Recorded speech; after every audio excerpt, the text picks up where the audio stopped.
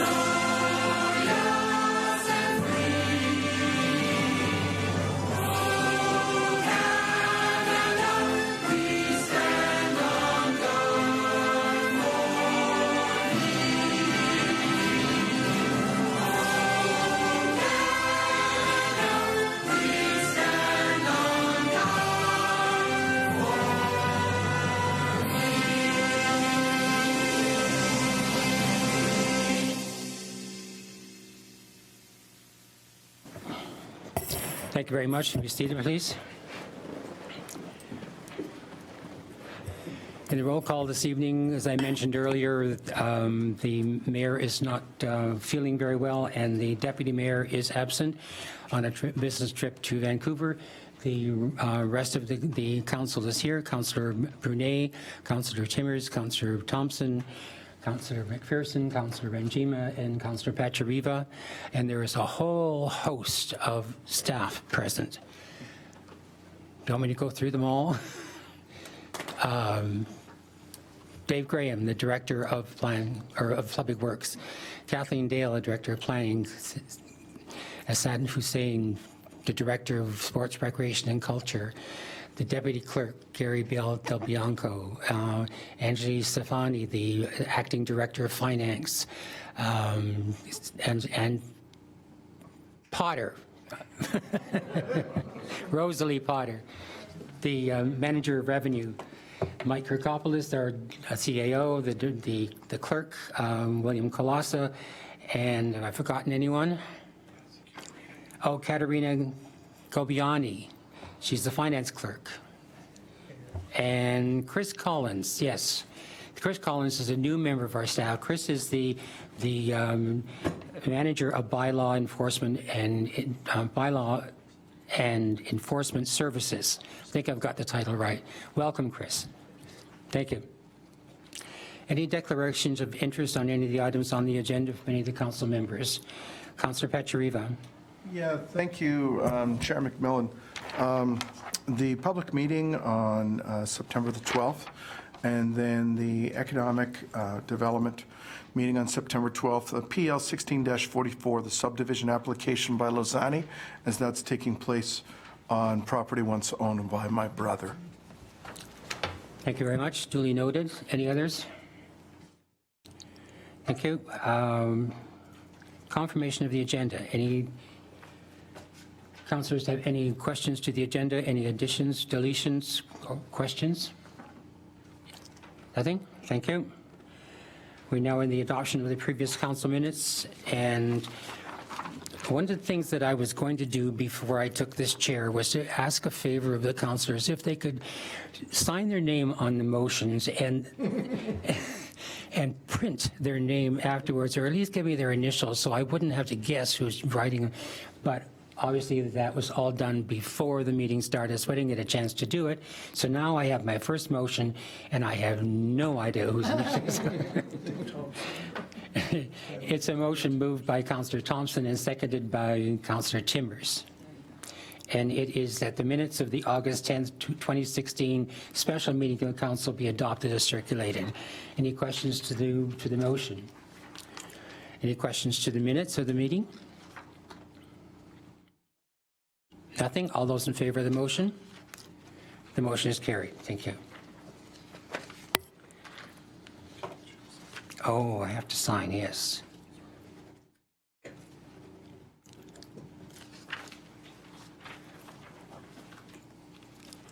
Any business arising from the minutes?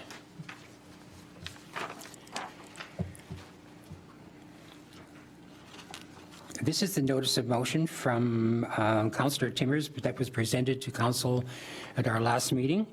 And it is moved by Councillor Timmers and seconded by Diane Rangima, and the motion reads that staff be directed to investigate a committee of adjustment models and best practices being utilized by other Ontario municipalities, and that staff prepare a recommendation report identifying options for the Town of Lincoln Committee of Adjustment, including committee composition, membership criteria, orientation and training, and development application processes. Councillor Timmers, you speak to your motion, please. Thank you, Chair McMillan. That motion I brought forward because it's been approximately a decade since the Committee of Adjustment has been reviewed. I think this is a good motion and something that we should be looking at other municipalities and what they're doing with their Committee of Adjustment, the makeup of the committee members, as well as training and ongoing training, support by planning staff, and the rest of what the motion states. Any inquiries by council members? No questions to the motion? Seeing none, all those in favor? The motion is carried.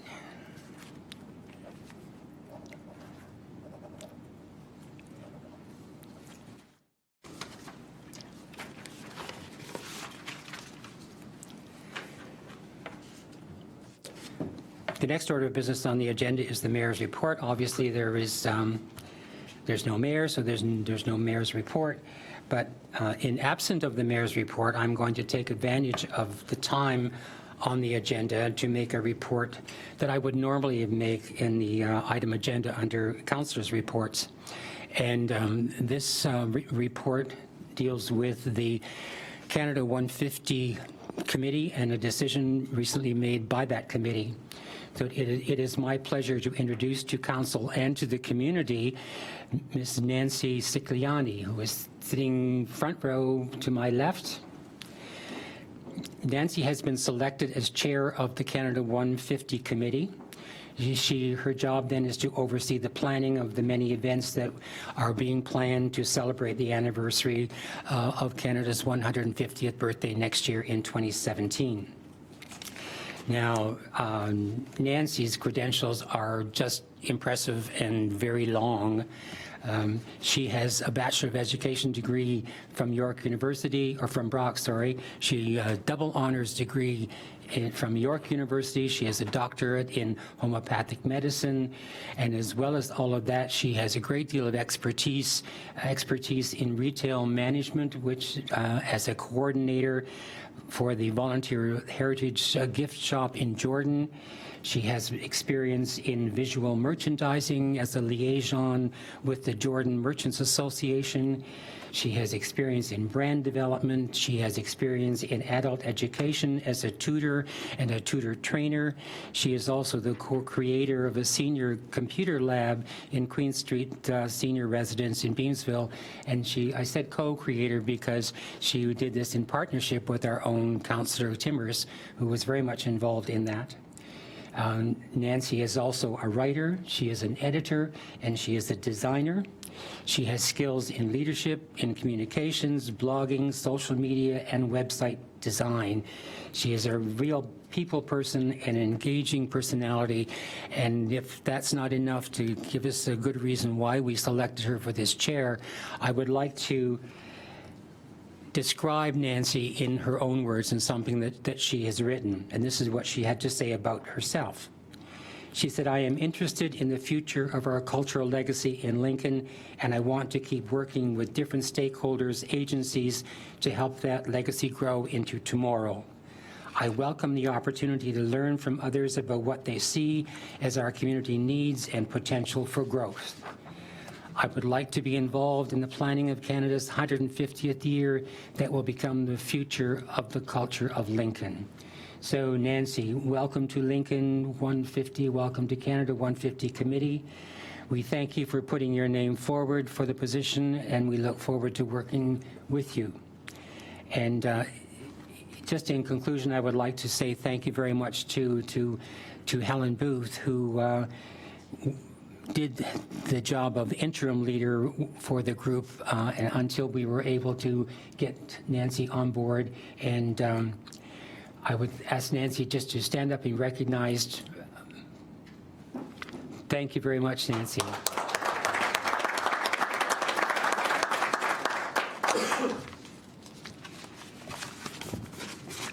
Moving on in the agenda then, there is, I don't see the regional councillor here. Then move into the councillors' reports. We'll start with Councillor Brunet. Thank you, Chair McMillan.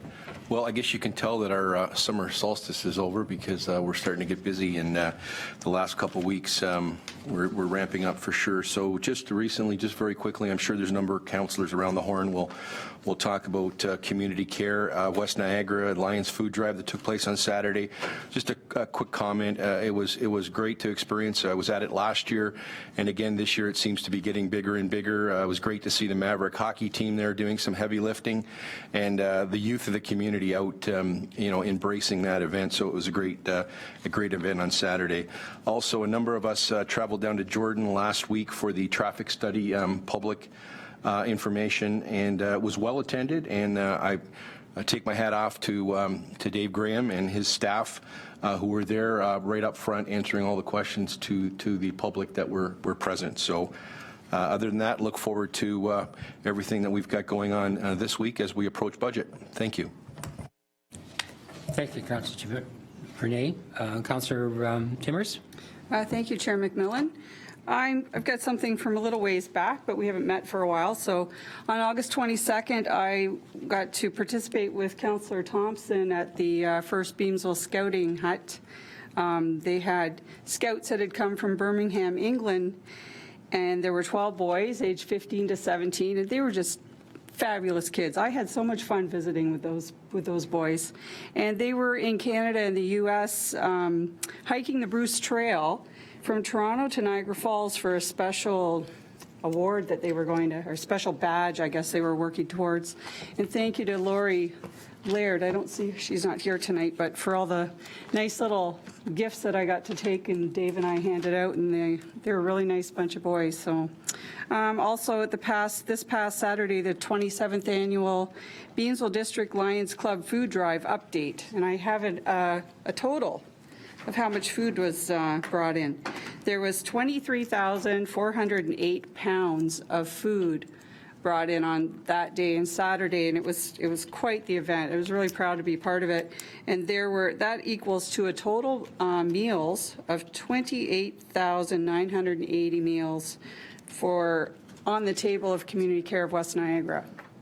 So an excellent event. Anyway, thank you. Thank you, Councillor Timmers. Councillor Thompson. Thank you very much, Councillor McMillan. I did take a little bit of a break. Almost got stuck in Mexico. Thought maybe they wanted to keep me there. Besides that, previous to that, before I left on vacation, I had the opportunity to go to St. Albans Anglican Church in Beamsville with Director Hussein and CAO Kirkopoulos to see their program they have there with regards to bicycles and migrant workers, and how they repair and service the bicycles and give them protective gear and whatnot. So that was a very interesting outing, and they invited us to stay for some dinner, and it was quite good to see them doing what they do there. Certainly we're going to be supporting them, I believe, if I'm not mistaken, with a grant of $1,000 to assist with that as well. So there was that, and then obviously the other two councillors already mentioned the Scouts, which was a great time, and I was just so impressed with the food drive this year. It just seemed like there was just an overwhelming number of volunteers, and they all were sort of sporting their colors, like they all had their T-shirts on, so you knew where all the different groups were. It was like a sea of different colors when I was up there giving remarks, and it was really nice to see, as Councillor Bernay said, the Lincoln Mavericks come out for the first time and as they're the new team in town and show their support. So even though I had a vacation, I still managed to get some stuff done too. So thank you. Thank you, Councillor Thompson. To my left, Councillor McPherson. Thank you, Chair. McMillan, just a quick update. One item, BIA, the business improvement area. As I mentioned in a couple of previous meetings, we are working on a strategy for the BIA. We're setting the vision, the mission, the goals of the downtown business improvement area. We held our second meeting last Tuesday evening at the Fleming Center. We're very pleased that more of the BIA members have joined us and are participating in this effort. We have also had Mr. John Armstrong offer his services to help facilitate and bring this strategy to a completion. The BIA plans to request a delegation at a future council meeting to present. That's it. Thank you. Thank you. Councillor Renjima. Thank you, Chair McMillan. As a representative on the Lincoln Chamber of Commerce, I'll give you a little update about what's been going on in the last month. We had strong participation in the Prudhom's two-day scrum at the Fleming Center, the update to the secondary plan. We had our president, Mike Williscraft, was there, the Executive Director Lisa Pare, and our event coordinator Laura Bertunik was also there, and I was there as well for the morning and for later on for the rollout of the 3 options. We were all there having a good look. Something that the Chamber is working on is doing some reaching out to work with other groups that have similar interests like the BIA and the 20 Valley Tourism Association.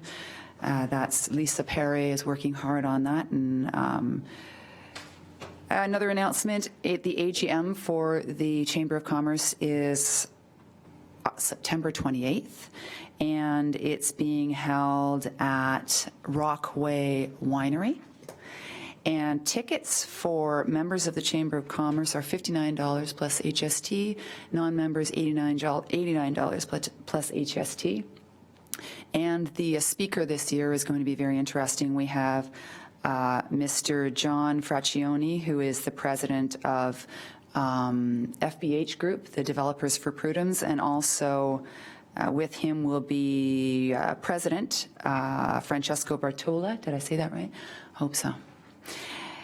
And okay, so that's going to be good. You can get your tickets online at lincolnchamberofcommerce.ca. And that was the extent of my report today. Thank you, Councillor. And Councillor Pachariva.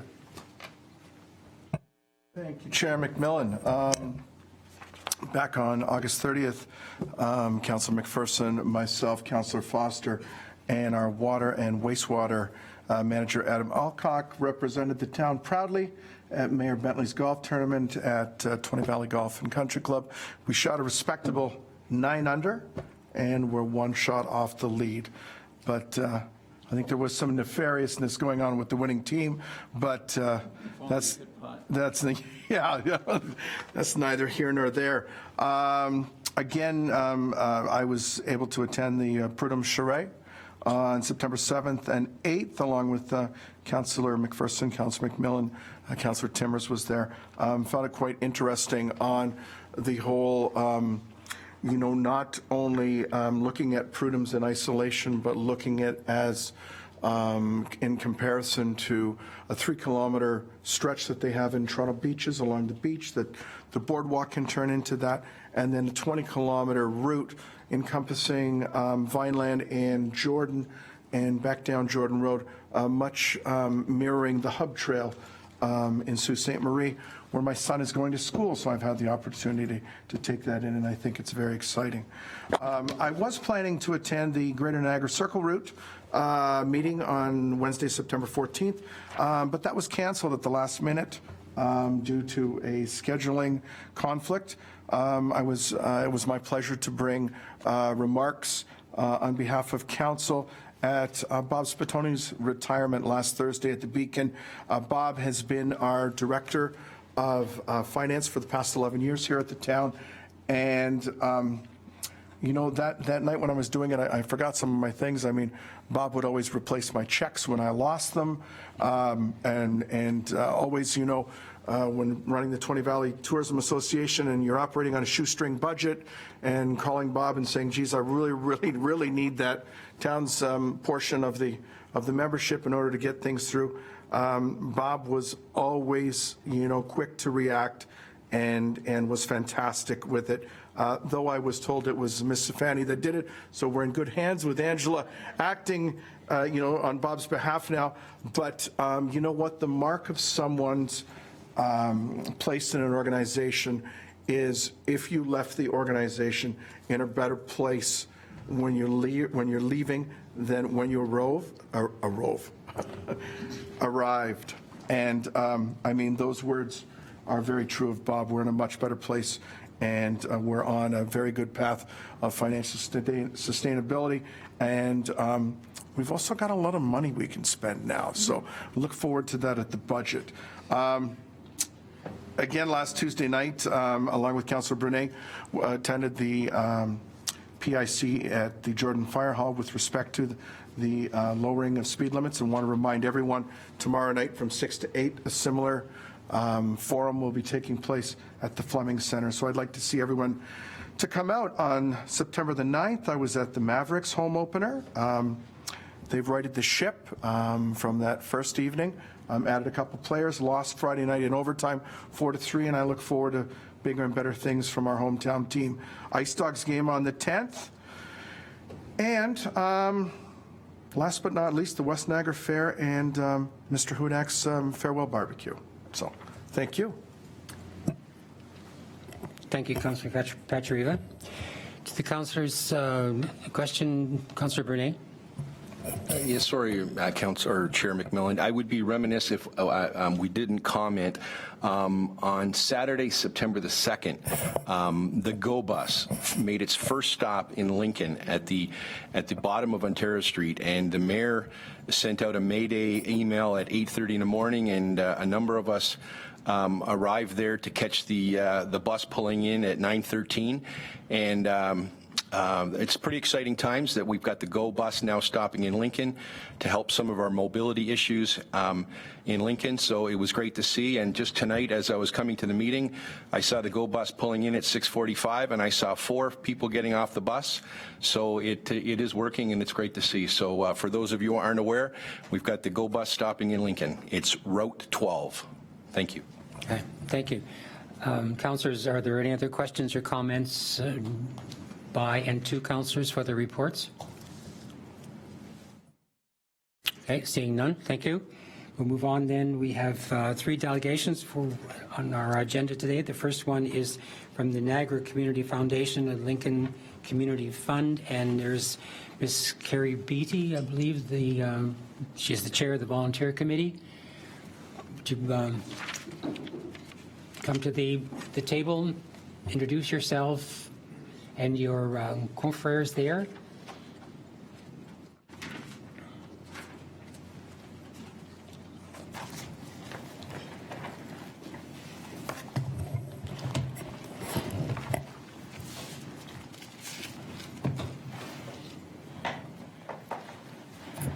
Good evening. Move it up a little bit. There we go. Is that better? There we go. I'm Carrie Beatty. I am chair of the volunteer committee for the Lincoln Community Fund. Brian Rose, Executive Director of the Niagara Community Foundation. Good evening, everyone. Thank you to the council for inviting us and allowing us to speak. It is a pleasure to be here this evening with one of our superstar volunteers, Ms. Carrie Beattie. Carrie and I are here just to spend a few minutes to speak with you about the Lincoln Community Fund and the work that's being done planned by tremendous groups of volunteers. Along with Carrie, the members of the Lincoln Community Fund include Adrian Penichetti, David Wood, Rich Gark, Rob Foster, Sarah Holmes, and Stuart Reimer. I'm about 5.5 months into my post as the new executive director of the Niagara Community Foundation. Some of you may have known my predecessor, Liz Palmieri. Her work on behalf of the charitable sector in the Niagara region is almost second to none. For me, I know my focus is not on filling Liz's shoes, but rather standing on the shoulders of a giant. And if you've ever met Liz, she's about 5'4", 100 pounds soaking wet, and I'm 6'4", 200 and a lot of pounds. The work that Liz and the countless volunteers have so generously given their time and talent and treasure since the foundation's inception in 2000 is nothing short of amazing. At that time, the foundation was started with 2 $100,000 gifts. Today, we have nearly $30 million of endowed assets, granting just under $1.5 million on an annual basis to charitable organizations from Grimsby and Lincoln to Fort Erie and Port Colborne and literally everywhere else in between. There are many reasons for the success of the foundation over the last 16 years, but I believe that one of the greatest attributes is the organization's flexibility and adaptability. The world of philanthropy in Canada is ever evolving. The current trend is that fewer Canadians are donating. However, those who are giving more. Donors want and demand more accountability and more information on where their support and after-tax dollars go. Donors want their hard-earned tax dollars they want to know that they're going where they want to go and that their support will have impact. Liz and the Foundation Board have absorbed the research and, most importantly, listened to the people of Niagara. This lesson is magnified in our region. People want their donations to have impact where they live. After all, home is where the heart is. There are so many worthy and deserving charitable organizations in Lincoln, and the Lincoln Community Fund allows donors to target their money to these worthy agencies. As a result, a number of years ago, the foundation went to work with key volunteers to create community funds within the 12 unique municipalities within Niagara. Today, of the 12 municipalities, we have 11 community funds plus 1 catch-all Niagara fund.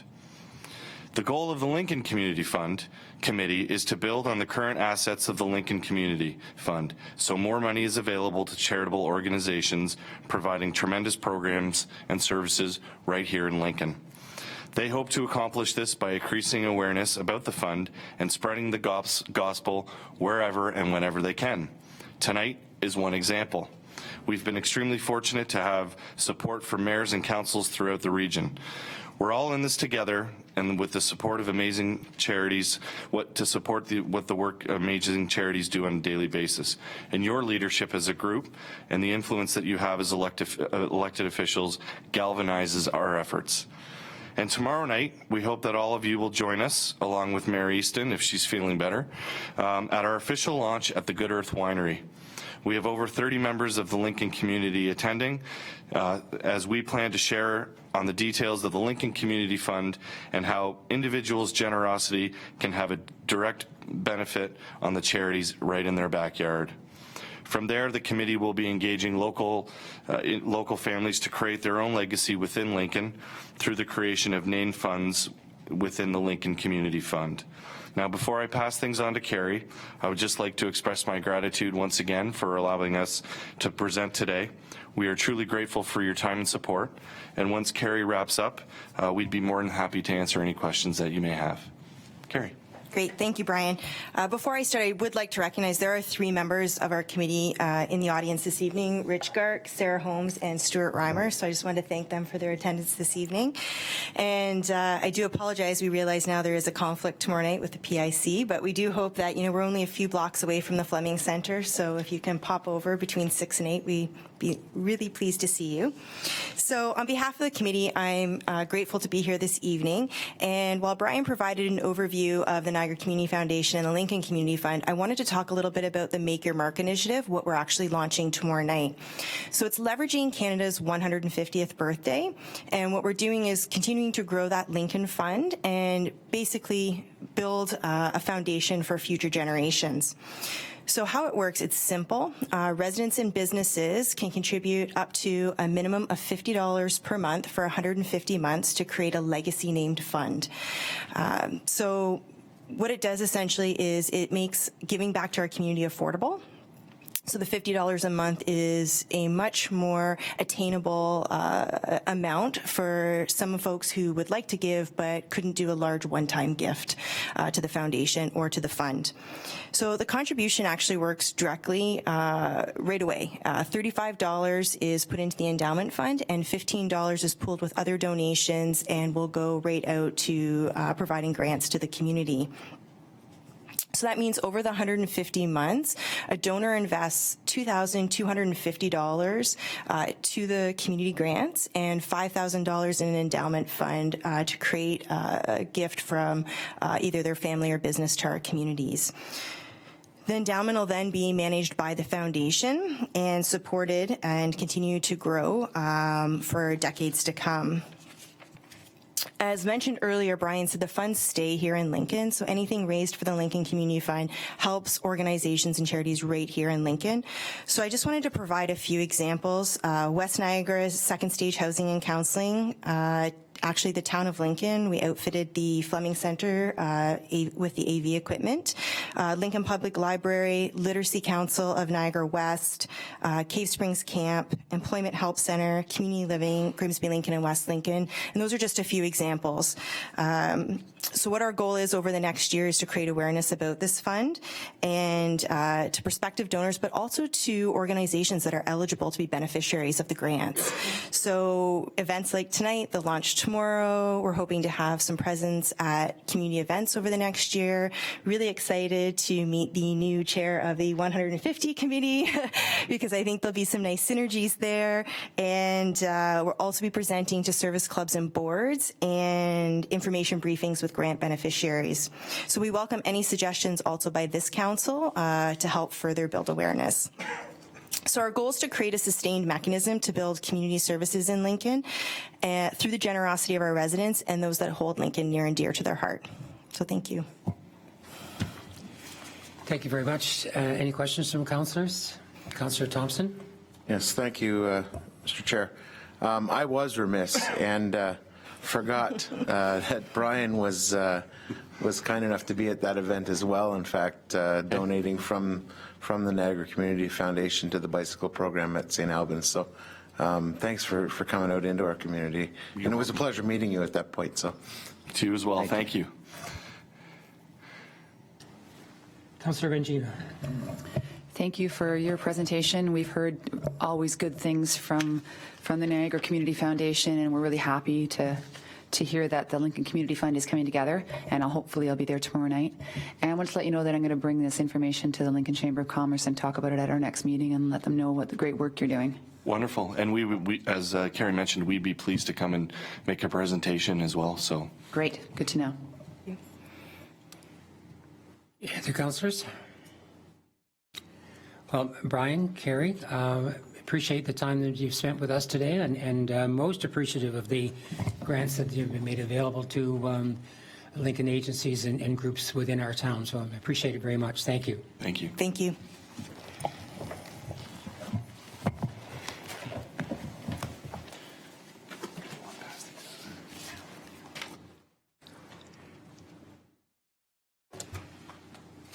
Our next delegation is from the Alzheimer's Society of Niagara, and is John Rediger, the board member that is to present to us this evening. Welcome, John. Thank you, sir.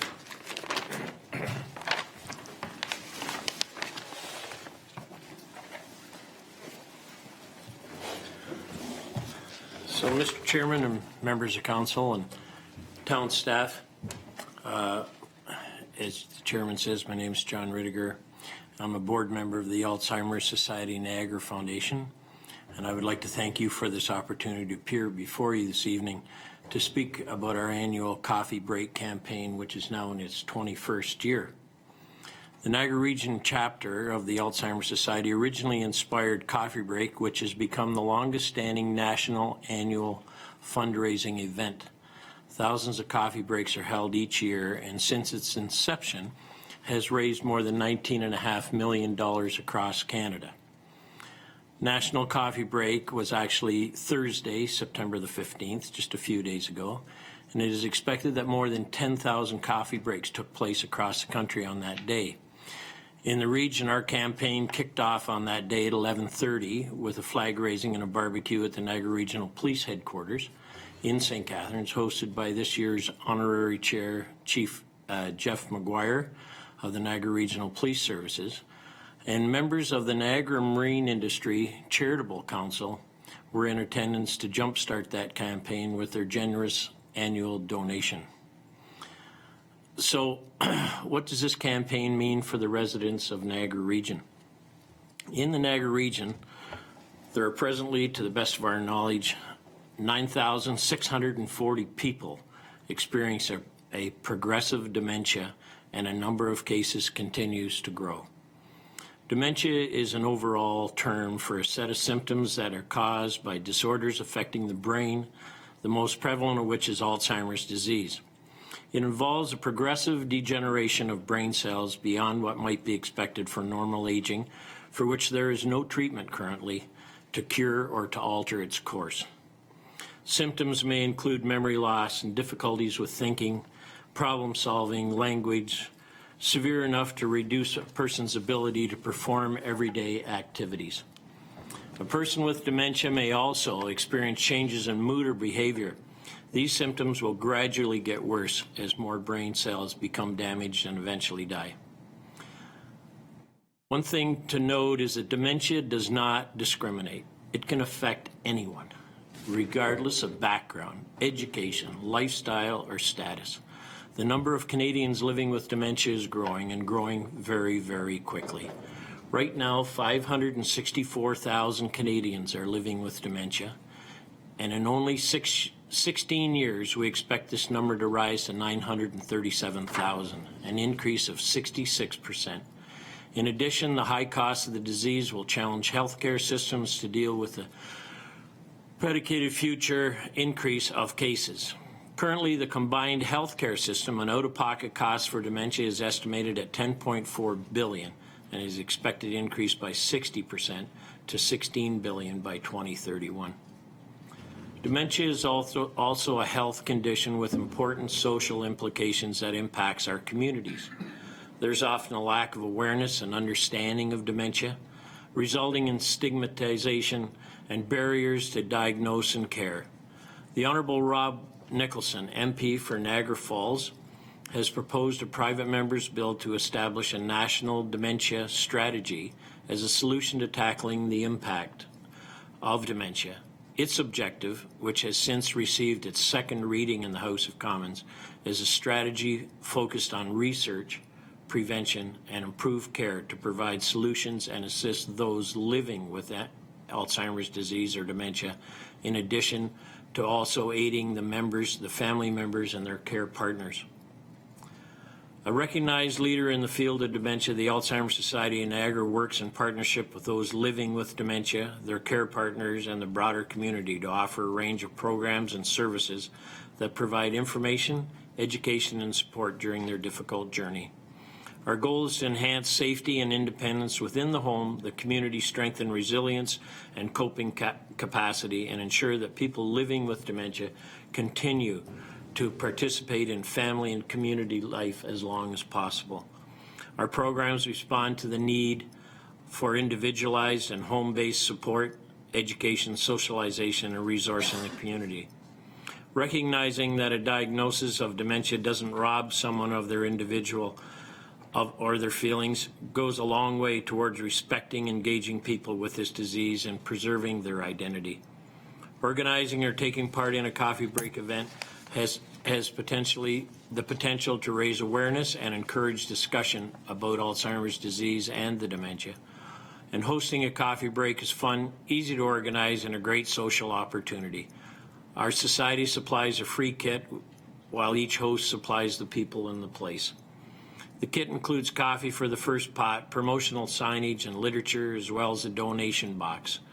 While many of the Alzheimer coffee breaks in Canada were held on National Day, you're free to choose a date that is more convenient to you, since the Niagara campaign runs from September on through till the end of December. All funds raised through coffee breaks stay here in Niagara to support the local programs and services. Coffee breaks are held in homes, workplaces, community centers, schools, churches, city halls, retail outlets, just about anywhere. And where coffee and other beverages or food and goodies can be served and a donation collected. Some of the most successful events were involved doing something a little different, whether it's an open house, a barbecue, or a dress down. Each year, our society must fundraise approximately $500,000 of its $1.9 million budget, and Coffee Break is our signature event. Thanks to this council and over 200 hosts, we raised more than $86,000 last year. This year, more than ever, we hope we can count on your support to reach our goal, which is $100,000. Life does not end when Alzheimer's begins.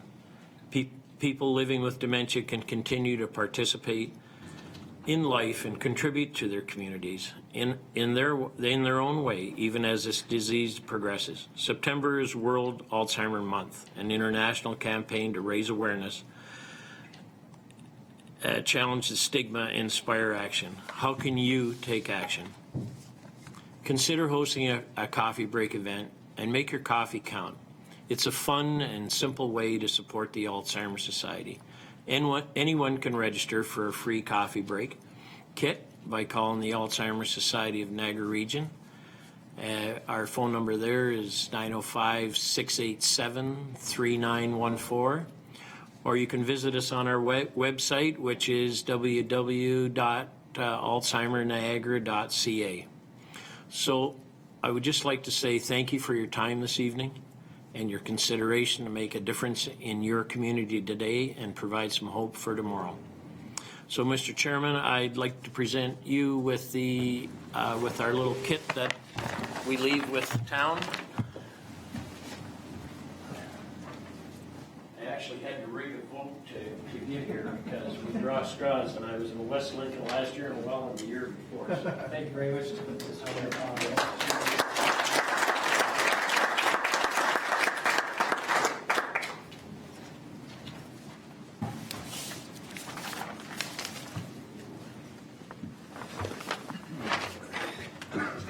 We will certainly make sure that it gets into the right hands. Thank you very much.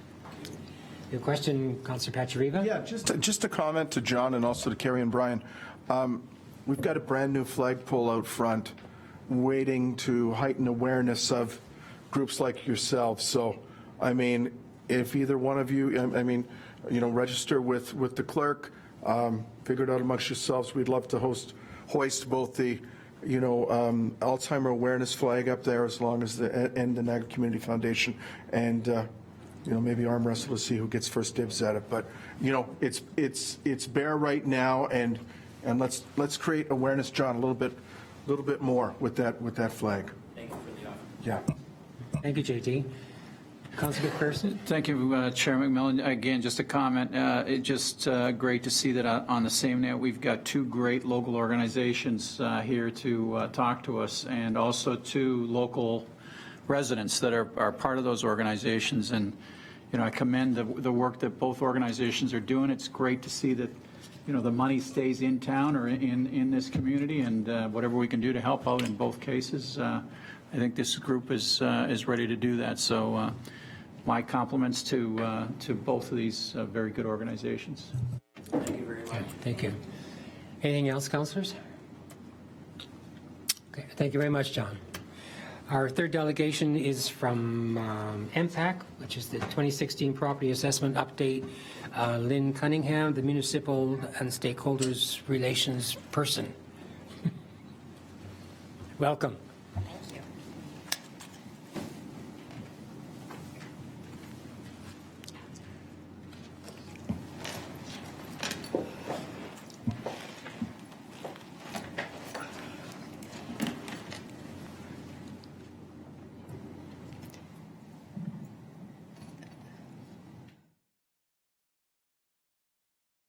Okay. For members of council, if you want to switch your inputs to the alternate. There we go. Okay. Good evening, everyone. Chair McMillan, council, town staff, and attendees. My name is Lynn Cunningham. I am the account manager of stakeholder relations for MPAC here in Niagara. And also with me tonight, I have Michael Moore. He is the valuation manager for here in Niagara. And I am here tonight to deliver the 2016 assessment update from MPAC.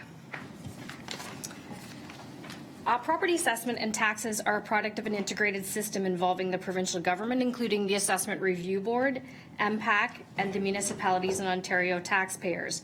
While each has a distinct role and interest in the assessment and taxation process, success of the system depends on all parties defining their responsibilities and working together effectively.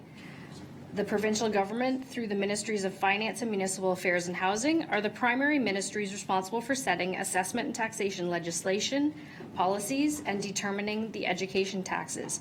The province also operates an independent assessment appeal tribunal, the Assessment Review Board. MPAC is responsible for determining the current value assessments of more than 5 million properties with an estimated total value of $2.3 trillion. Each year, municipalities are required to make a host of decisions that shape the local property tax regime by affecting how the property tax burden is distributed across the assessment base. Every 4 years, MPAC updates property assessments to reflect a legislated valuation date. For this year's assessment update, the legislated valuation date is January 1st, 2016. So every property owner in Ontario will receive a property assessment notice showing the estimated value of their property as of January 1st, 2016. The new assessed values will be used by municipalities for property taxation over the next 4 years, 2017 through 2020. So MPAC's been preparing for the 2016 assessment update since early 2014, 2 years earlier than previous assessment updates. We've been working internally with stakeholders to effect some real change. And some of these changes include a staggered mailing of property assessment notices over a 21-week window beginning back in April, new advanced disclosure and consultation processes that will achieve greater transparency and shared understanding about property assessments with taxpayers and municipalities, a redesigned property assessment notice that incorporates plain language and design principles, a new Municipal Connect application that provides municipalities with early access to the preliminary 2016 values. We've also redesigned the About My Property application that provides taxpayers with easy access to market trends and detailed property assessment information. MPAC has completed a greater number of sales investigations and data quality checks than past assessment updates. Not only has MPAC completed more sales investigation and data quality checks in preparation for this year's assessment update than past reassessments, we've also visited and reviewed properties for the reasons on this slide. Across the province, we've reviewed and updated more than 2.8 million data elements, and in Lincoln alone, we've updated 5,021. Why is this important? Accurate data results in accurate current assessments. So one of our key initiatives is actively engaging municipalities and property owners in the 2016 advanced disclosure and consultation process. Disclosure is about transparency and shared understanding. It's our commitment to share information early and to provide an opportunity for engagement ahead of the roll return. It's a no surprises approach. So early in 2015, we posted Level 1 methodology guides on our website, mpac.ca. for 11 special purpose property types such as food processing and auto assembly plants.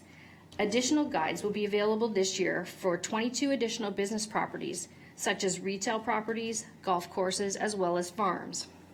Our Level 2 valuation reports explain how the valuation methodology has been applied to a group of properties, and the reports provide relevant market data information about the key components and where they're derived at the property level. And level 3 is property-specific valuation information, which is detailed information which is provided to and available to property owners and municipalities through not only About My Property, but also through detailed reports from us at MPAC. So there are many benefits to advanced disclosure. Municipalities are encouraged to actively participate in the advanced disclosure and consultation process. The success of this process and advanced disclosure is dependent on the feedback that we receive from property owners as well as municipalities. So again, over the coming months, your staff will continue to receive invitations to review information and participate in those discussions. While this disclosure won't prevent the filing of appeals, it will level the playing field to ensure there's no surprises in terms of reduction over the next 4 years. So this year, residential property owners in Lincoln and all of Niagara have been receiving their property assessment notice. Residential notices were mailed August 2nd. Notices for farm will be mailed across the province on October 11th, and for multi-residential and business properties, they will be mailed October 18th. The current value assessment shown on the notice will serve as the basis for municipal property taxation over the next 4 years, so for 2017 through 2020. So MPAC's key touch point with property taxpayers is the property assessment notice. As part of our commitment to enhance the taxpayer experience, we've redesigned the notice to incorporate simple explanation of the property assessment and valuation process and the assessment phase-in. So enhancements and changes to the notice were based on quantitative and qualitative research with residential taxpayers from across Ontario, as well as consultation with the Ministry of Finance. So what's new? The date the notice was issued by MPAC is clearly displayed at the top of the notice. We've incorporated that plain language and design principles. The 2016 assessed value and the change in assessed value from the 2012 assessment update are highlighted. The first page of the notice includes MPAC's contact information, including the About My Property website.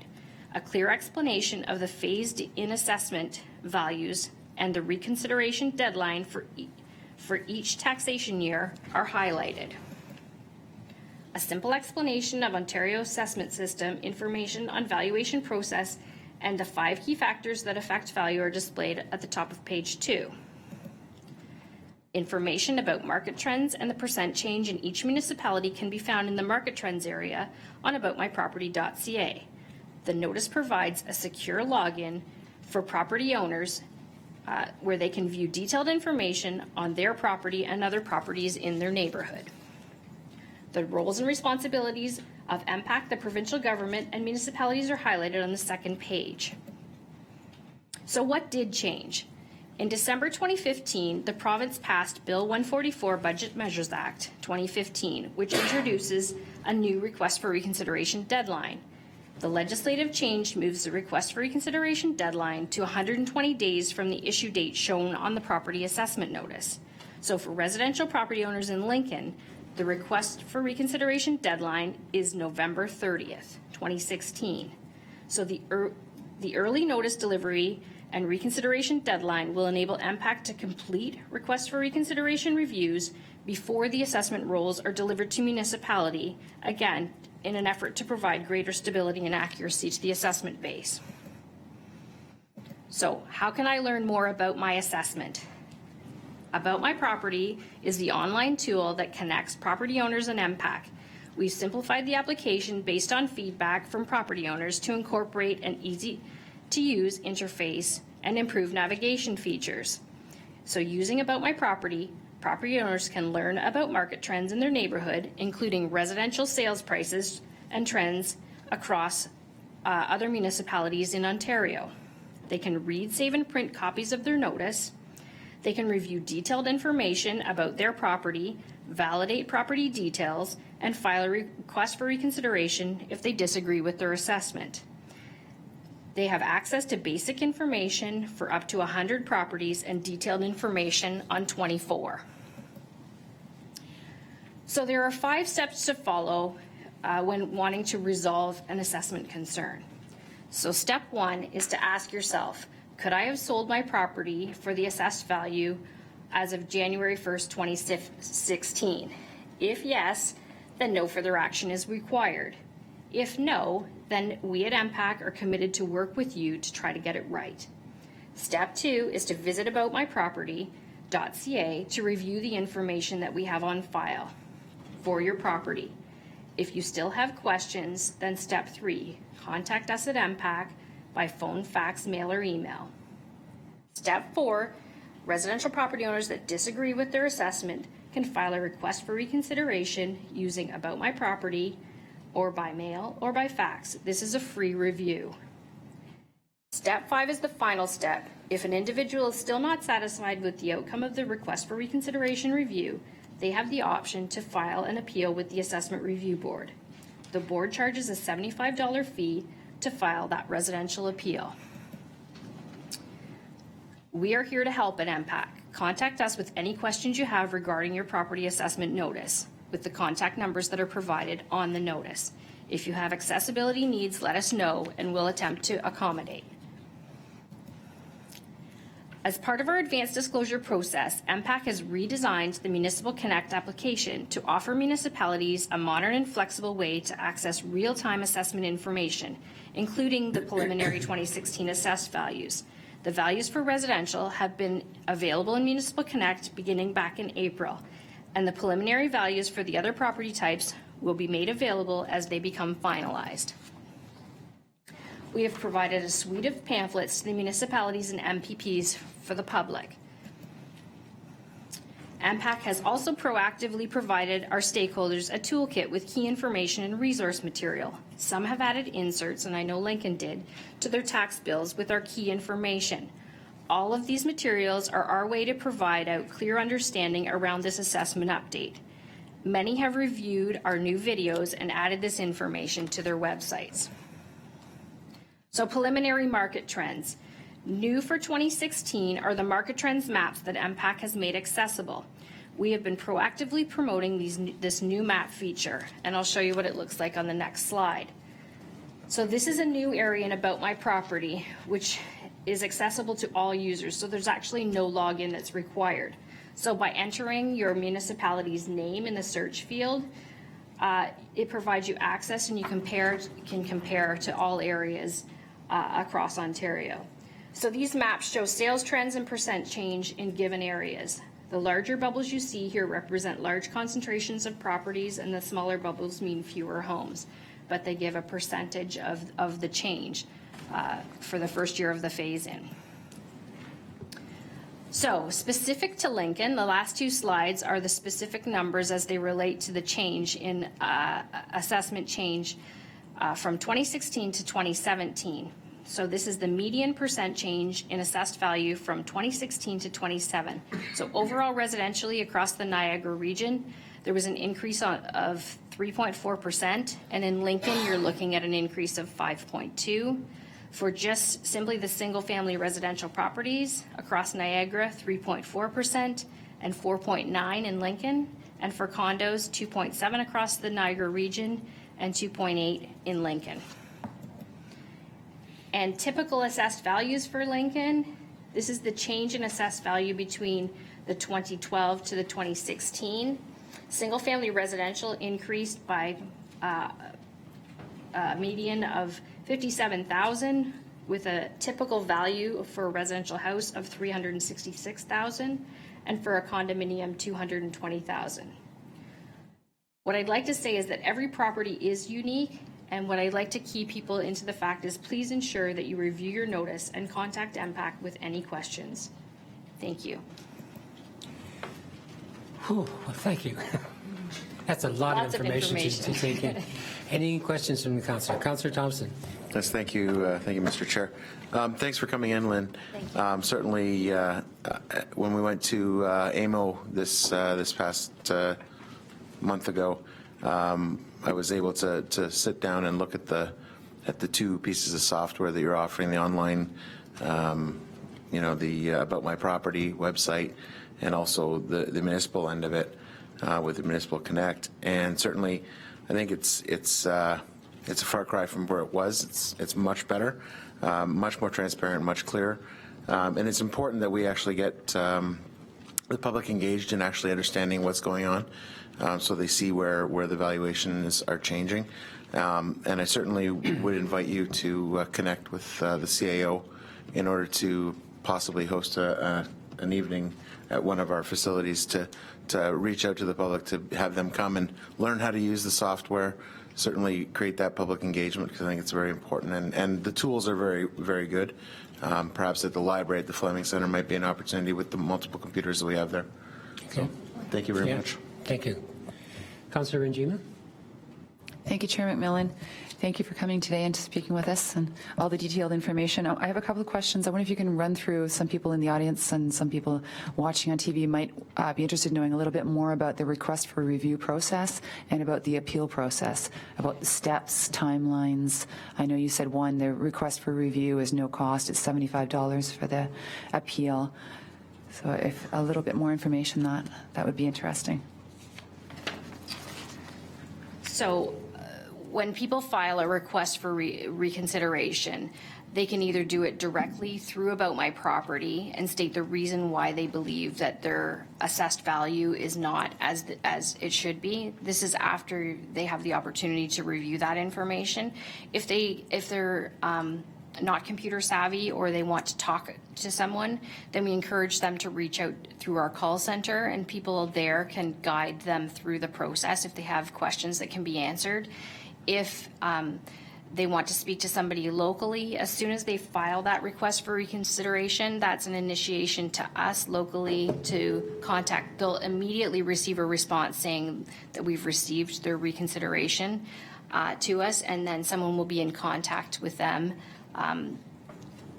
to come out and visit them if they need to discuss their concerns and see if there's a resolution that they can come to around what their concerns are. If there is, then the process is that we would send out minutes of settlement to them that they would sign back to us, and then we would provide out to the municipality.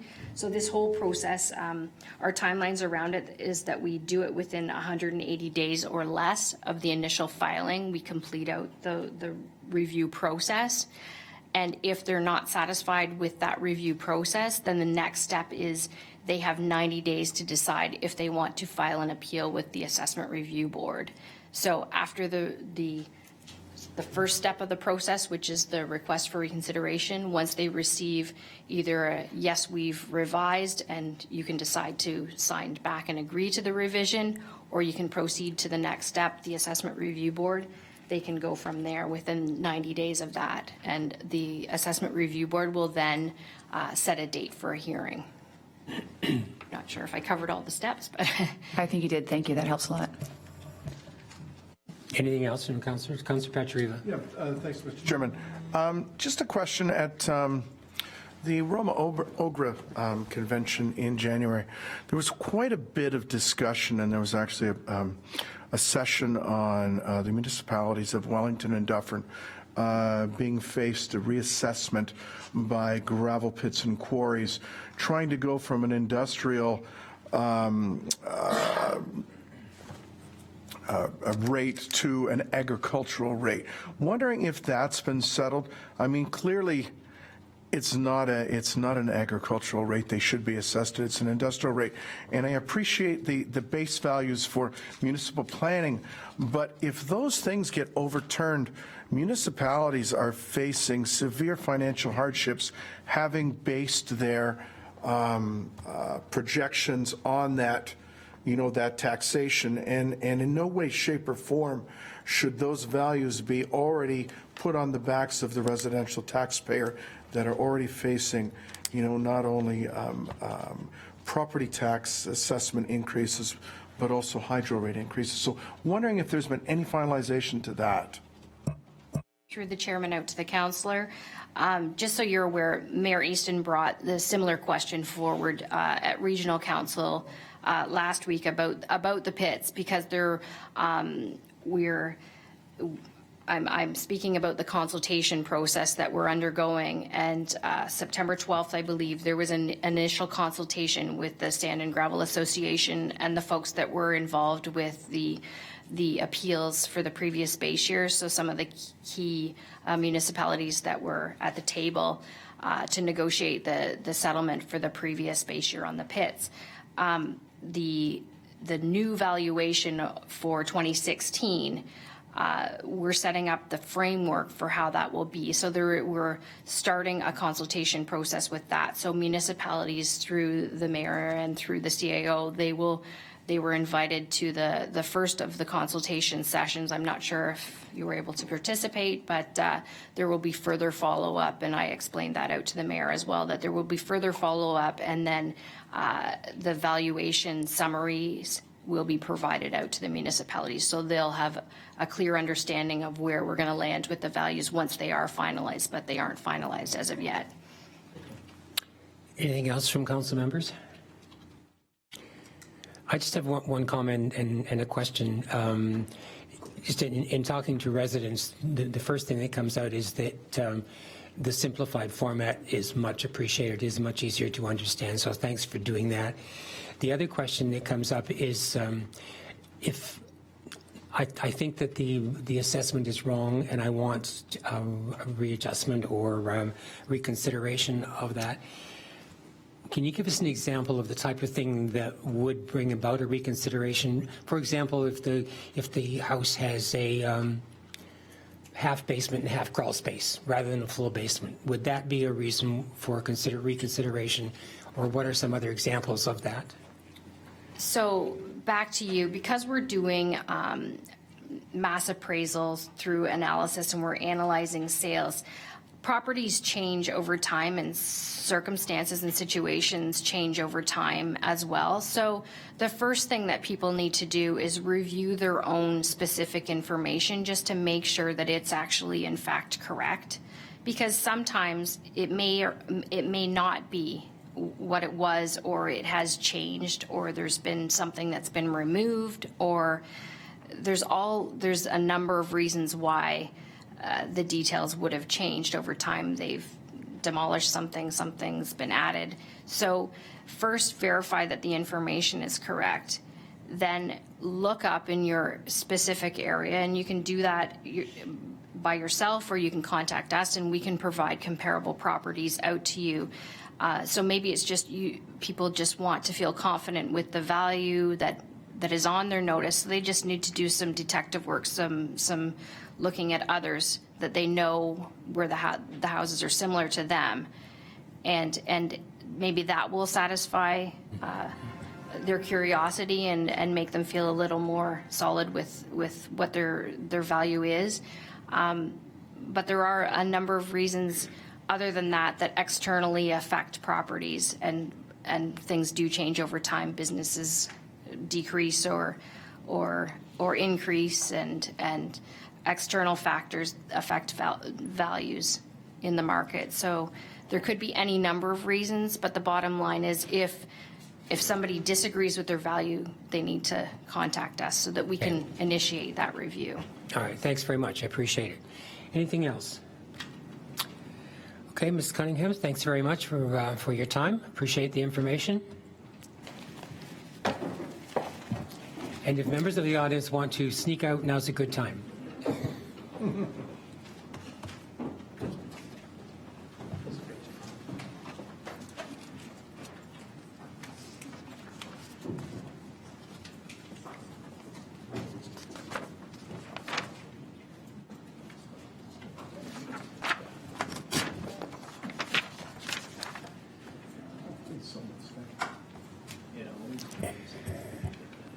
Council, the next item on our agenda is correspondence and from the Region of Niagara, reappointment of Niagara resident to the Senate of Canada. I have a motion moved by Councillor Timmers and seconded by Councillor Brunet. The correspondence from the Region of Niagara dated July 25th, 2016 regarding the appointment of a Niagara resident to the Senate of Canada be received, and that the Council of the Town of Lincoln endorse and support the position of the Regional Municipality of Niagara, calling for a resident of the region of Niagara through no particular individual be considered for appointment to the Senate of Canada by the Independent Advisory Board of Senate Appointments. Got that? Your pleasure on the motion. Any opposed? The motion is carried. Thank you.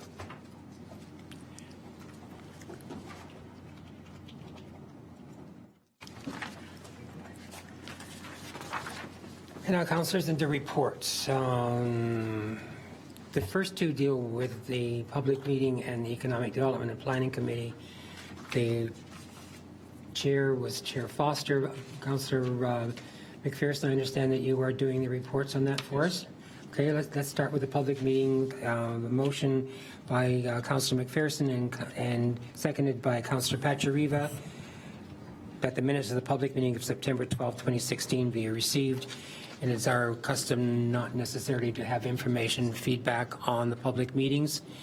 So, gentlemen, ladies, it's your pleasure on the motion. We're going to have to change the seconder because Councillor Patrick does declare. Oh, yes, okay, yeah. This is the area where Councillor Pachariva has declared an interest, so he cannot second the motion.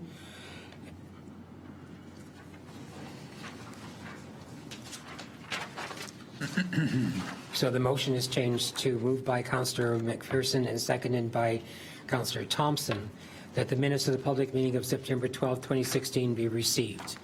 Questions to the motion? All those in favor? Any nay votes? No? Thank you.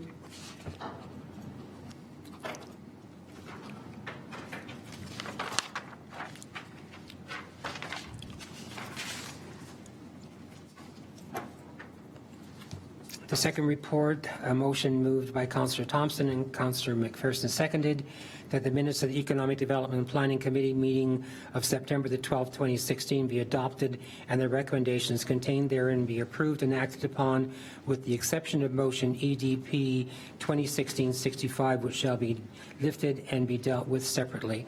Mr. Clerk, before we call on Mr. McPherson for the minutes, can you explain what is going on here with the exception of the motion 2016-65? Through you, Mr. Chairman, perhaps the Director of Planning and Development could expand on this some more, but very quickly, the Province of Ontario made some changes to the Planning Act requiring municipalities to provide an explanation of the rationale for their decision and the different consultations that they took into account when making their decisions during planning applications. The Planning and Development Committee, the Economic Development and Planning Committee did consider the application but failed to do that second step, which is identify the different considerations that were undertaken. So what we were doing here at Council this evening is revisiting that decision made by the Economic Development and Planning Committee and also putting the supplementary motion identifying the consideration that was undertaken by that committee at the meeting. Okay. And once again, if there's more detail required, the Director of Planning and Development can speak to that. Ms. Dale, anything to add? No, actually, our Mr. Kloss has explained it in great detail. This is actually something that's new. So at the August meeting, when we had some applications, we made sure that motion was passed. But at the September meeting, staff forgot to include that in the package. Okay, thank you very much. Then we're ready for the presentation of the minutes. Councilor McPherson. Thank you, Chair McMillan, and I will be brief as this was a very lengthy meeting after coming back off the summer recess. Lots was covered in this meeting. Going straight to the reports, we had a report, a bylaw amendment and draft plan of subdivision for Lozani Homes, a 35-unit single detached plan We also had a zoning bylaw amendment application for property on Queen Street, which is the plan is for a mixed-use retail, commercial, and residence. And both of those were received as information with a recommendation report being prepared by staff. We then had a presentation on a mixed-use and residential intensification community improvement plan, and lots of discussion around that community improvement plan, and it's basically an incentive that would take into account various tax increment grants or development charges to really try to promote intensification of our corridor and to bring about more density and mixed use into those areas. And that also was received as information with a recommendation report being prepared by staff. The fourth report was a zoning bylaw amendment application made by Mr. Paul Rustenberg. These are lands located on Jordan Road. Request to permit the conversion of severed agricultural lands to a residential and automotive repair shop, and that request was approved. The fifth report was a draft plan approval for Orchard Trail Estates to be extended to July of 2017, and in discussion in the committee meeting, the builder is ready. They are waiting on approval from the Ministry of Environment and Climate Change to accept the record of site conditions. So everybody's ready. We're just waiting for the ministry, and once received, the builder will proceed and begin building. The sixth report was a request for reduction of letter of credit for Grandview Heights subdivision. The lands are located on the west side of Mountain Street to the south of Cassandra Drive in Beamsville, and that request was approved. There was also several councilor inquiries of note. There was an inquiry around the Mr. Convenience, and there has been an application received into Town Hall for that property, and also an inquiry around the downtown parking audit, and the town is engaging a consultant to work with the planning department for a potential recommendation. So that is the summary of the Economic Development and Planning meeting of September 12th. Thank you. Questions, Councillor? Councillor Bernay?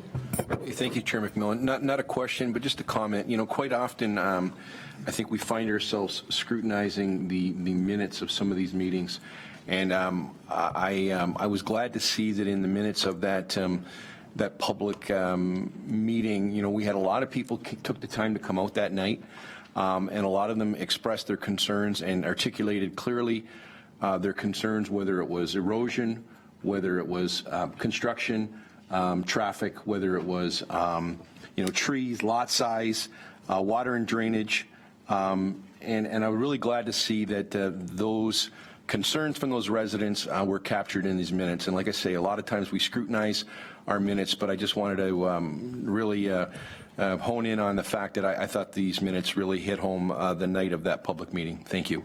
Okay. Councillor Benjamin? Thank you, Chair McMillan. It was an interesting meeting, and we had quite a bit of discussion about the community improvement plan when the consultant was here. And it, a lot of the discussion that night prompted me to come forward with a motion. I have a notice of motion here. I don't know if you want me to talk about it now or wait until the notice of motion. No, we'll wait until that section on the agenda. Will do. Councillor Thompson?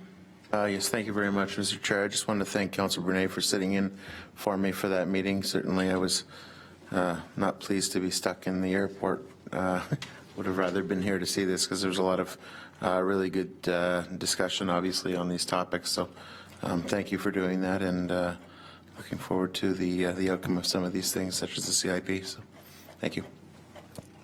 Anything else, councillors? Okay, I've read the motion. All those in favor? No name. Thank you very much. Motion is carried.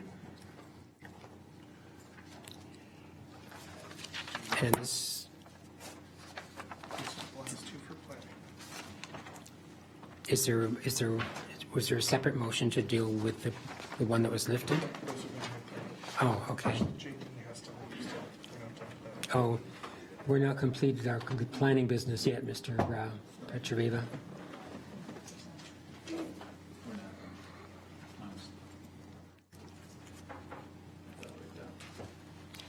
Okay, I have a motion moved by Councillor McPherson and seconded by Councillor Renjima. This, for the reasons outlined in PL 1647, is hereby recommended that this report regarding zoning bylaw amendment application PLZACO 20160106 be approved. Is that clear? Your pleasure on the motion. It's carried.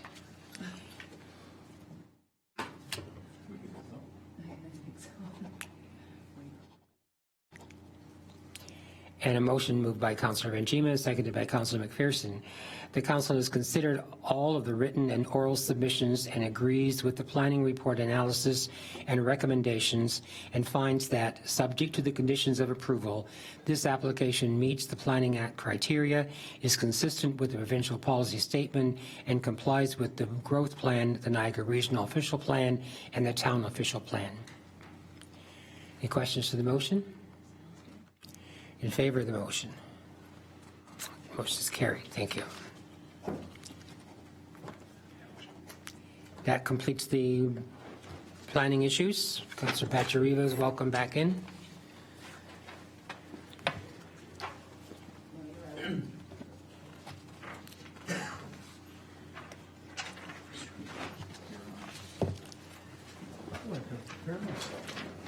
Welcome back, just in time.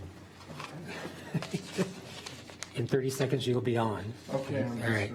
I have a motion moved by Councillor Petrieva and seconded by Councillor Renjima.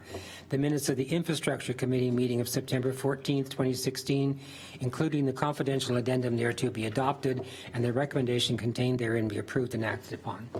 You speak to the minutes, Councillor Petrieva. Yes, thank you, Mr. Chairman, and I must apologize too. I'm wearing my new progressive glasses tonight, so I've got to remind myself. I've got to look through the bottom to read and through the top for distance, but I'm having trouble with this. So please bear with me as I go through our Infrastructure Committee minutes of September 14th. Our first report had to deal with the Academy Street conversion to one-way traffic. That will take place in the northbound direction. Detailed design for the full road reconstruction will take place by the end of 2016, and we've been at the detailed design stage, which started in 2012. Found that the reconstruction couldn't take place because of the narrow road width for two-way traffic. So we had a PIC, and we looked at converting Academy Street to one-way traffic northbound, and that was presented in December of 2015. Academy Street will be converted to one-way traffic from Beam Street to King Street in northbound direction, and this will be implemented as soon as possible after it's passed this evening, which will give residents and businesses an opportunity to get accustomed to the change before the actual road reconstruction begins. That's proposed in 2018. Public notices will be given to residents about this potential change, but I know Councillor Brunet is going to bring it up in his pre-budget consultations, and I've already raised the fact that we would both like to see Academy Street in the budget for 2017 to finish off that quadrant in the town. Our next report was dealing with the Vineland West municipal EA for the private water system, and I had, no, that's the executive summary over there. What we're doing is we're going to enter into the EA process, where this is going to be posted on the town's website. We've already had consultations with residents, and generally all of them are in agreement with the preferred route, and those questions came up at a PIC that was held July 12th. So we look forward to moving this process along and hopefully putting it in with our funding application for water and wastewater through the federal government and through the province. Our next report was a proposed regulatory compliance coordinating staffing resource, and Mr. Graham provided us the business case behind this. The purpose of the report was to highlight the legislative cost, benefits, and analysis by hiring a full-time regulatory compliance coordinator and ensure continual compliance with our drinking water quality management system, DWQMS, and taking on additional roles with similar wastewater regulations and the accompanying QMS for the town's wastewater collection.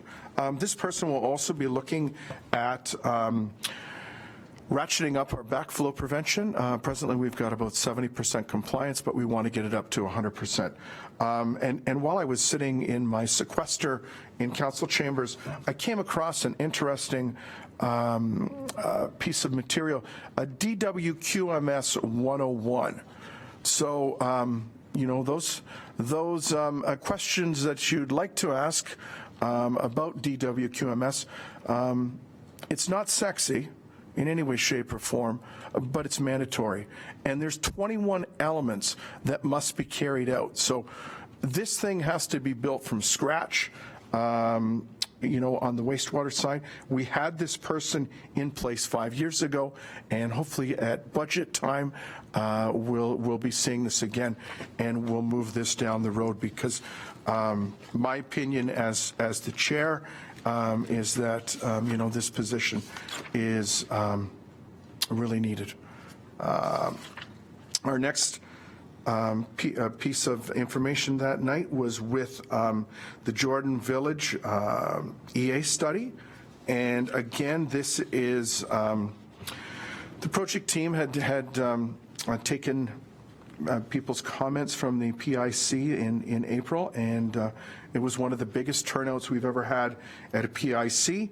The King Street intersection realignment improvements were strongly supported, and also the closing of Main Street. The preferred King Street intersection option of maintaining 19th Street was a more favorable option for fire emergency services, and the project team has made every effort to address specific concerns related to parking, vehicular access, and emergency file access. So right now, the next steps are that the file will be available for review by the public and other major stakeholders for a period of 30 days at the end of the month. Town will address any comments that are received through that, and then staff expects that this could be brought early as the end of October if there's no significant comments or appeals brought forward during this 30-day review period. And then again, we'll be moving this down the road come budget time. And then we received our update with respect to projects in the town, and Public Works Department is very, very, very busy. A lot of the things that came up through the quarterly project and program status have already been either addressed or in the final stages. And then in our favorite section, Councillor Inquiries, there was quite a bit of discussion around the recently completed roundabout at the corner of Durham, Green Lane, and King Street. As if Council will remember, we did take the option of a $50,000 enhancement to make that roundabout more aesthetically pleasing. And it was committee's view that evening that plantings in a circular fashion starting from the outside and getting progressively less dense, moving to a center point with one tree, don't really give us our bang for our buck. If you go to Niagara-on-the-Lake, you can see the beautiful plantings there. As you go in the roundabout, I've been up recently into Dufferin County. There's a fantastic roundabout in the town of Harriston. They're hosting the International Plowing Match. It's gorgeous. Now, it was completed probably 2 months before ours was. This thing is fully in bloom, complete with farm implements and signage. So we directed our Public Works Director, Mr. Graham, to have a look into that to see if it's completed, because, again, committee felt that hopefully, based on the weather, there's more to come. Thank you, Mr. Chairman. Thank you. Any questions? Councillor Thompson. Thank you, Mr. Chair. A couple of items in the meeting that sort of caught my attention, and certainly one being the proposed compliance coordinator position, and I'm glad to know that it's being funded within the water systems ongoing sustainability plan. So I'm really glad to see that, and obviously there's going to be some more legislative requirements in regards to sewer. I don't know exactly how to say it, but certainly in and around the sewer end of the waterworks department. So I'd be very pleased to have that person come on to do that, take care of that. And also, I'm also very pleased to see the Jordan Village EA sort of coming to an end, and hopefully we can get moving on this project, as it's long overdue. So thank you for moving that through. Thanks. Councillor Patrick. Yeah, Chair McMillan, I'm sorry, and I didn't point that out, and Councillor Thompson made mention of it.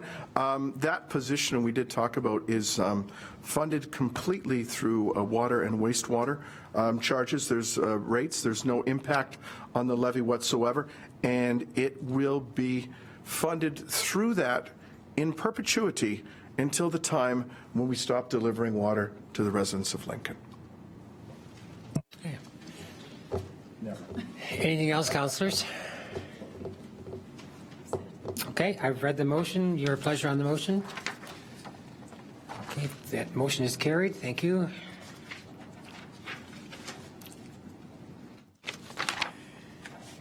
And that's the last of our reports. There's any confirmation of compliance necessary, Mr. Clerk? Through you, Mr. Chairman. Actually, yes, there is, but may we take a moment, because I do need to correct that motion right now. Okay, sure. Yep. Take 5, Council.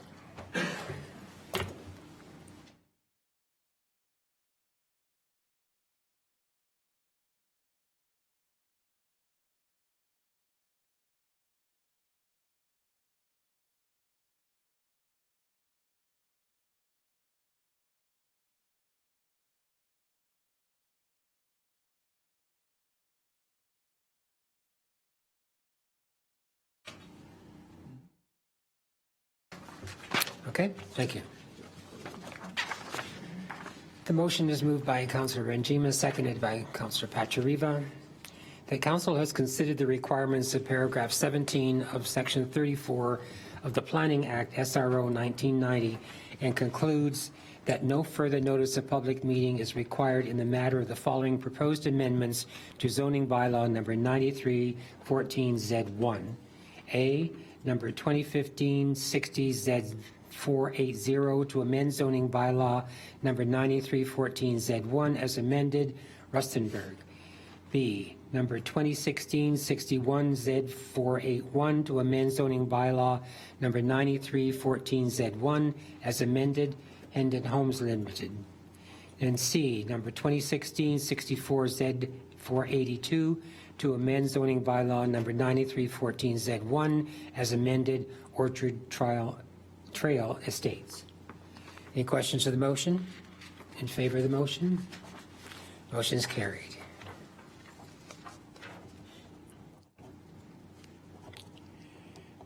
And with that out of the way, we can go right into the bylaws. A motion moved by Councillor Pachariva, seconded by Councillor Benjima, that leave be given to introduce the following bylaws. Number 2016-59, to appoint municipal bylaw enforcement officer for the town of Lincoln. B, number 206, 16Z480, to amend zoning bylaw number 9314Z1 as amended, Rustenburg. C, number 2016-61Z481, to amend zoning bylaw number 93Z14Z1 as amended, Hendon Homes Limited. D, number 2016-62, to authorize a site plan agreement, Erland Troop. E, number 2016-63, to amend traffic and parking bylaw 89-2000 Academy Street. And F, number 2016-64, Z482, to amend zoning bylaw number 9314Z1 as amended, Orchard Trail Estates. Questions to the motion? In favor of the motion? Motion is carried. Thank you.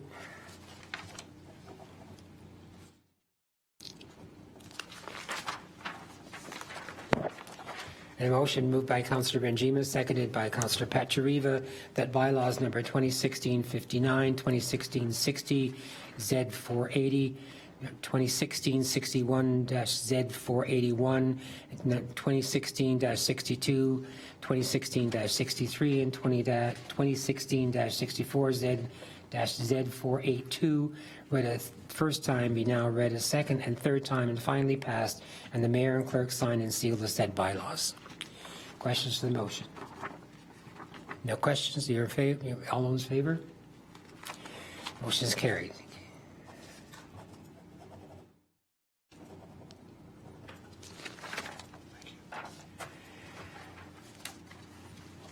And the next thing on the agenda, council inquiries. Councillor Benjima. Thank you. I'm wondering about the bylaw enforcement officer and the department restructuring that's going on. If we could get a little bit of a rundown of that from the CAO, a little bit of an update. I know we got some information earlier on, but I'd like to hear a little more about that. Mr. Koppos. Through you, Mr. Chairman. Chris Collings is our new manager of bylaw enforcement. He was introduced earlier in today's meeting. Chris joined us about a week ago. I sent you his update in his bio, so I won't try to repeat it right now. But he comes to us from the federal government with over 15 years of experience.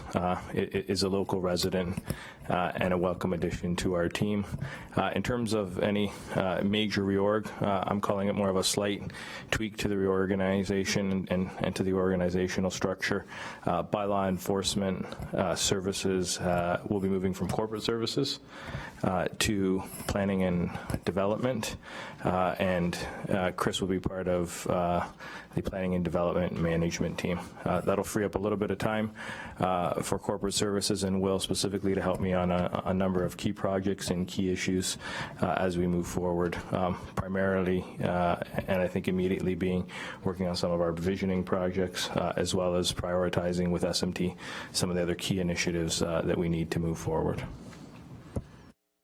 Thank you. All good news?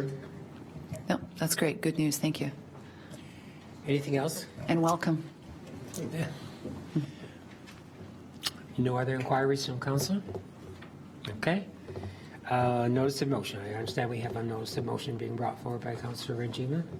Thank you, Chair McMillan. So yes, further to the planning minutes, I put together a motion that's really sort of what I heard a lot of the discussion going on at council, and the motion speaks to potential development in the future, intensification, pacing ourselves appropriately, providing the necessary services along the way, looking to the future. And again, it really echoes a lot of the well thought out discussions that I heard around the council table and out in the community.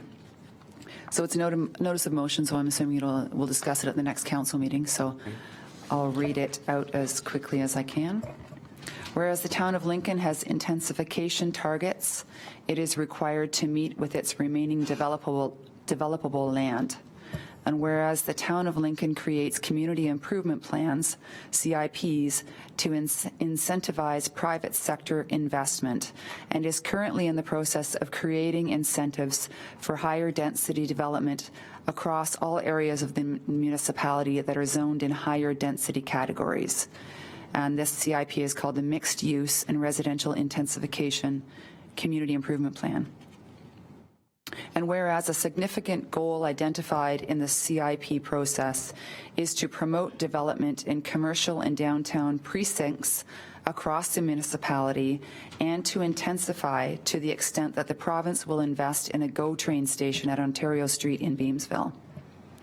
And whereas the Town of Lincoln's 2014 to 2018 strategic plan future focus document is specific to supporting regional transportation initiatives, the GO Transit Initiative, and with the recent commitment of the province to bring the GO train to Niagara with a stop in nearby Grimsby in phase 1 and Lincoln in a second and later phase, and with the GO bus now stopping in Beamsville, these are all seen as good first steps.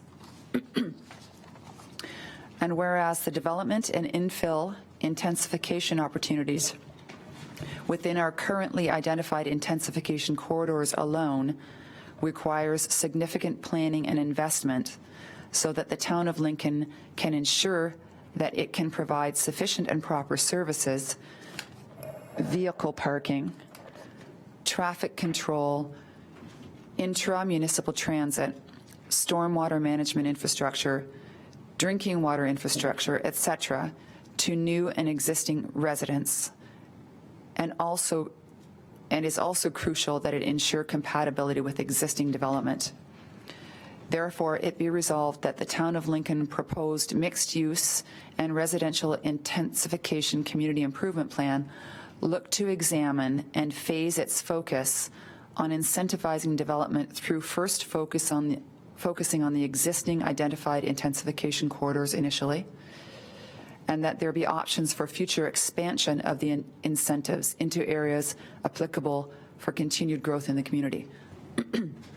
Number 2, that the 2017 budget include funds for the establishment of intra-municipal, in other words, local transit, and for the completion of the necessary update to the zoning bylaw to bring it in line with the official plan, and to specifically address current intensification-related issues such as compatibility with surrounding existing development, parking, etc. And number 3, that this council make the establishment of an intra-municipal local transit system a priority for a number of reasons, including but not limited to A, the support of a future GO train station, and B, the support for community accessibility to services so that the significant number of residents that do not drive for different reasons, example, age, poverty, and disability, will have reasonable options for getting to the existing GO bus stop in order to travel beyond our municipality and getting to our shopping areas for economic development reasons and getting to the town's options for public engagement. A little wordy. Thank you very much, repeat that, Councillor. JD? Yeah. Since this is a notice of motion, there are no questions and no debate until this is brought forward at a future council meeting. Thank you very much. Any announcements, Councillor? Councillor McPherson? Thank you, Mr. Chair. Just a couple of quick announcements. I will be attending, along with Mr. Jaworski, the Niagara Region Road 12 Waste Disposal Site Committee meeting on Thursday night, so we will be happy to bring back all of the goings-on at the dump and bring that back to the next council meeting. Also, the co-sponsored BIA and Town of Lincoln Farmers Market is wrapping up this weekend on Saturday morning. It's been a great run. We've had a very good first year. lots of community engagement, lots of very enthusiastic vendors participating, lots of great ideas for next year. So we will be turning our direction a little bit in the next few months towards the Miracle on King Street and working together with Scott Holmes and the Community Care of West Niagara. But come January, February, we're going to get right back into planning for the farmers market. We've got bigger and better planned for next July of 2017. Thank you. Anyone else? Councillor Njima? Thank you, Chair McMillan. A couple of things. I wanted to talk about somebody that passed away in the summer, and he was somebody who did a lot of community work. He was one of the Beamsville Lions, and I worked with him years ago on the farmers market and Harvest Happening and a few things. So I wanted to say some nice things about Steve Metelsky. He passed away July 3rd after a battle with a respiratory illness. He spent 8 years as a Beamsville Lion. He worked very hard on the establishment of the farmers market, which was formerly at the Great Lakes Christian College, along with his wife, Anne Marie. He also did a lot of work for the Harvest Happening, which ran for a few years. Miracle on King, he worked on that as well. He was a Lions Club secretary. And just a all-around community guy. So we're going to miss Steve Metelsky, and very sorry to hear about his passing. Thank you. Councillor Patrick. Yeah, thank you, Mr. Chairman. Just a reminder, tomorrow night from 6 to 8 at the Fleming Center is our second PIC with respect to speed reduction in the town. We've identified a number of streets that have parks, community functions on them, be it a park, a playground, things like that, that we'd like to reduce the speed to 40 kilometers. So please come out and make known your thoughts on that. And then a reminder that this year we're holding pre-budget consultations with our residents. In the past, we've done the budget and then done a presentation. Wednesday night from 7 to 9. The first one's taking place at the Jordan Fire Hall. I'm unable to attend that night as I'm doing an optical show in Waterloo, so hoping we'll have a little East End representation at this one. And then the following night, Thursday night, from 7 to 8, same pre-budget deliberation will be held at the Fleming Center. So hope to see everyone out. Make known your wants, your needs, your thoughts, and your vision. And, let it be said that that residents don't have a chance to participate. They do, and the biggest impact a resident of a municipality can is with a municipal budget or any of the bylaws or things that we do. Your voice can be heard and come out and make a difference. Okay, thank you. I just wanted to just piggyback on what you had to say about the two budget meetings. Previously, we've had public meetings for the budget, but we've always done them after the council has deliberated through all the meetings and all the preparations done for it. So it was after our deliberations, but before the passing of the budget. This time we want to talk to the residents even before we sit down and start deliberations on the budget. So this is the time to have your say and come out on Wednesday. Was it Wednesday and Thursday this week? Wednesday in Jordan and Thursday in Beamsville. Have your say, talk to us about what you'd like to see in the budget. And that it? Anything else? Councillor Chimmers? Thank you, Chair McMillan. I have a couple of announcements. First off, just wanted to speak regarding Ethan Mings, another community member that passed August 15th.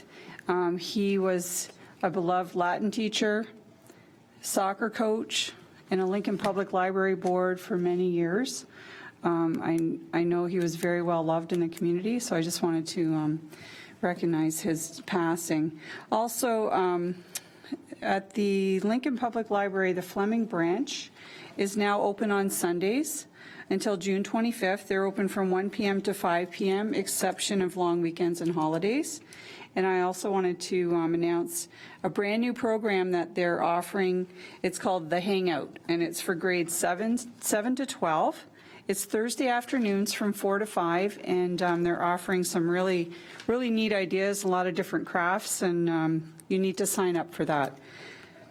Also, I have one other item, that Pioneer Day is coming, again, October 1st, and it's actually going to be the 50th time that we've held the Pioneer Day. It's going to be at the Jordan Museum grounds from 10 to 4. There's free parking, and there's also a shuttle service from the Jordan Arena. The Heritage Committee will be there, as I will be there as part of that committee, and we'll have a tent set up, so please look for us. There will also be heritage arts and crafts, traditional Mennonite foods, and lots of children's activities. It's always a great day. So hopefully everyone will come out to that. And that's it. Thank you very much. Thank you, Councillor. Councillor Brunet? Thank you, Chair McMillan. Just a quick comment that I'll be heading up to the West Lincoln Memorial Hospital for our next advisory board meeting on Wednesday. And this summer we held a couple of workshops at the Fleming Center to prepare to launch an active transportation committee within Lincoln. And so after the workshops, we had a number of people who have expressed interest. We also had a posting on our website. And so just a shout out to all those people that have expressed their interest. Thank you very much for your interest, and stay tuned. We will be in touch. Thank you. Any other inquiries, Council? No other announcements? One more? Yes, thanks, Mr. Chairman. If I may, and I don't know if we spoke about this, but there's a new publication in the local papers put out by the town. We're trying to communicate more with our residents, let them know what's going on, let them know what staff is up to, let them know what special meetings are taking place. So that's twice a month, first and third weeks in not only the Grimsby Lincoln News, but also the News Now. It's posted on our website. I know a lot of councillors are putting it on their personal Facebook pages and Twitters, and I would just like to, take this opportunity to remind the residents or ask them, you know what, in order to get more engaged, I would suggest you start following us on Facebook, on Twitter. You'll know where we're at. We'll be doing, some postings, and you know what, it was great the other night.